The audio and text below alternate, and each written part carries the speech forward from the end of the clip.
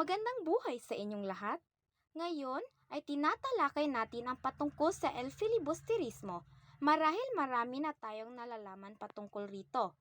Ngunit, alam mo ba na ang dahilan ng pagkamatay ng isang sikat na tauhan sa nobela ay tungkol sa adiksyon? Kilala mo ba?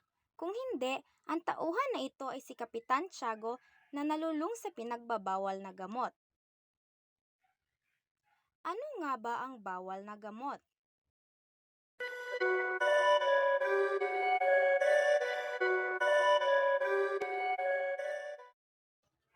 Ang ipinagbabawal na mga gamot ay mga gamot na tumutukoy sa anumang sangkap na nakakapagpapabago sa takbo ng kaisipan ng tao at katawan din ng tao, kagaya ng marijuana o ecstasy.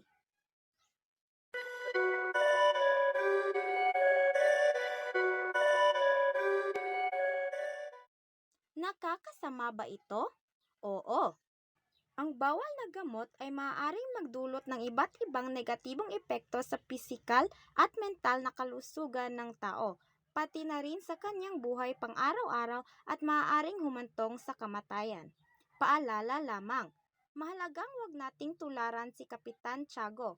Iwasan natin ang paggamit ng ipinagbabawal na gamot upang ang ating buhay ay bumuti. Ang paalala na ito ay mula sa isang estudyante sa Baitang 10 mula sa seksyon ng Makatao. Ang video na ito ay isang munting paalala mula sa akin.